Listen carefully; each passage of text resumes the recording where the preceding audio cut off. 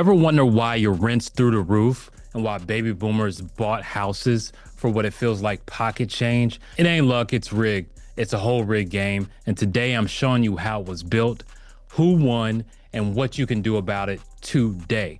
What's up? My name is Justin, Mr. CMB. I'm back with another video.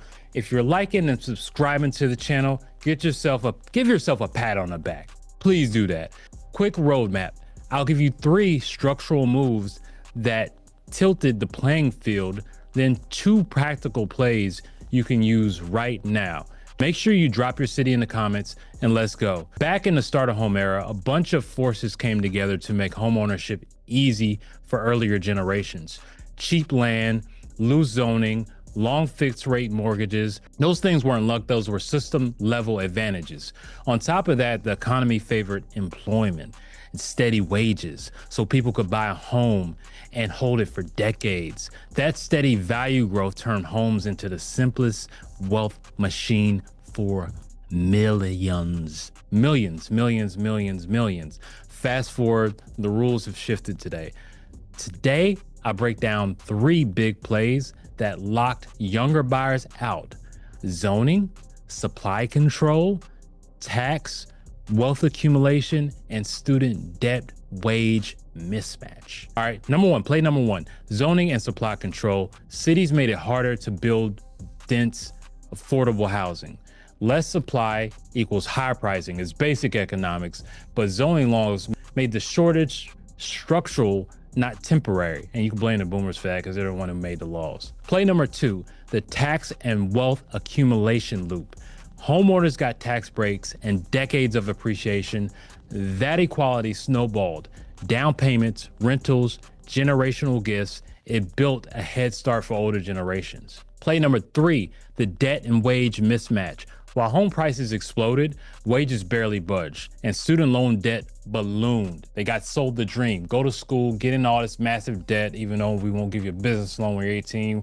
We're gonna give you all these other loans so you can pay for education, but loans for anything else? No, get out of here. That combination makes qualifying for mortgages and saving for down payments a nightmare for millennials and Gen Z.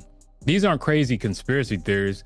They're systematic moves that created an uneven starting line. One generation started with cheap and early entry points. The next is chasing a market, fewer openings, more barriers. So now I know you're asking yourself, so why does this feel like boomer blame? Because it's literally a generational advantage. If your grandparents bought a house for pocket change, resentment is understandable. It's understandable to be resentful as a reaction. But let's be a little more tactical right now. What keeps younger buyers out right now? Short answer, costs, access. Long answer, cash-heavy buyers, investor competition, tight credit rules, and housing scarcity in desirable areas. You'll see bidding wars, all cash offers, and listings getting snatched up before you can even say pre-approved. That's not emotion, that's mechanics that favor whoever has more ready capital or lower debt loads right on the sidelines. All right, now the practical part, 2 real moves that help. First, house hacking and partnership strategies. Second, use every resource and program available. Grants, down payment assistance, community lenders. Stack them to qualify faster. House hacking means renting rooms, buying duplexes, living in or one unit while renting the other out. It reduces your effective housing costs and builds equity faster than renting. Now you can do a partnership. Now, like I say, with the partnerships, you definitely want to be a little cautious about this, especially in today's times.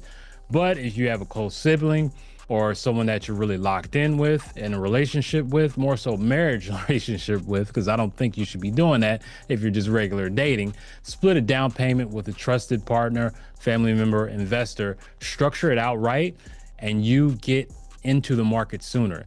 Yeah, it's a little complicated. It's going to be a lot of negotiations, a lot of complexities to it, but it beats waiting for a mythical perfect moment because granted, 10 years from now, everything's going to continue to appreciate as housing costs continue to go up. And just a little FYI, when house hacking as a solo, one of the best things you need to do is raise your income One of the best ways to do that is wholesaling auction properties. That's what I do. It's the first time I actually made 5-figure checks and saw it with my name on it or my business on it. So I would highly recommend that. And if you're interested in that, you can click the link below, schedule a call with me, and see how I can actually help you out and help you build this business out and actually get some deals, get some cash flow, and learn other housing strategies that can combat this, especially if you want to save up money, if you want to make more money to get a down payment, and also other housing strategies that you could buy a home in different ways. So click that link below, schedule a call with me. Now back to the video. On the assistance side, many cities and states have first-time buyer grants, forgivable loans, or reduced rate mortgages. These programs change the math. You got to hunt them down and pair them with side income to meet lender rules. So these are things you're going to have to really look into. One of the best things you can do is use AI to find these programs, and they require a lot of paperwork. You can actually use AI to fill out this paperwork for you. I'm not going to tell you how to do that. That's a whole nother conversation, but you can do these things to move at a faster pace. I know people who are applying for grants for all sorts of things, then they're applying for more grants in a day than most people will in a year. Also, another hustle, buy in an up and coming neighborhood where you can add value, renovation, cosmetic flips, small builds.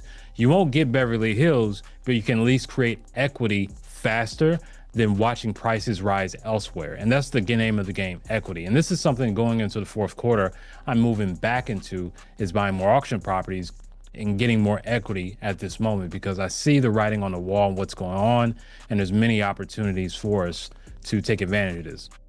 Also, don't sleep on creative financing, seller financing, lease options, local credit unions. They sometimes offer more flexible terms than big banks that auto-reject people with student loans or gig income. I'm not sugarcoating it. It just takes work. I mean, it's unfair, but the strategy beats paralysis. People who win today aren't waiting. They're learning the rules, exploring edges, and stacking small wins. Like me, no one helped me out. I had zero family, no nothing. It was starting from scratch, damn near -0. And I had to really work a lot harder than some of my other peers. But you know, that built me a lot better. But still, you know, you can still move up in the world. You just have to make an effort. And I know we live in a busy world and it's hard to really do that. And sometimes, just to be frank, you're gonna have to spread yourself thin. Look, anger is valid, use it as fuel. I'm a millennial myself. I turned resentment into study time, learning how mortgages work, learning how to renovate, learning how to raise a down payment, raise my income. That knowledge becomes leverage. If you want a step-by-step playbook, I'll do a follow-up, an exact template for a house hack plan or investor pitch for a down payment partner or a grant lookup for your state. Here's what I want to challenge you to do. If you're a millennial, if you're a Gen Z, maybe you're a Gen Xer, drop your city and the price of a 2-bedroom in the comments right now. I'll pick the craziest ones and I'll break them down in the next video where we map an actual path to buy there. Just to let you know, this is why we feel frustrated. This is why most of society feels frustrated, is, you know, the zoning, the tax and wealth loops, and also debt wage mismatch. 2 moves to fight back. House hack, partner up, aggressively use local assistance plus creative financing. And here's a third one, is raising your income. That can beat everything. If you want to follow up playbook, hit the subscribe, ring the bell, share this with someone that's stuck paying rent, or someone that's just can't get ahead, or someone who just feels like they'll never be able to afford a home. There are solutions out there. And trust me, I've been in worse situations than pretty much 99% of people watching these videos, and I'm still moving up on in the world. Like I said, I'll pick the wildest city from the comments, show you how to get in the game, even if the rules are stacked against you. I'm out. Peace.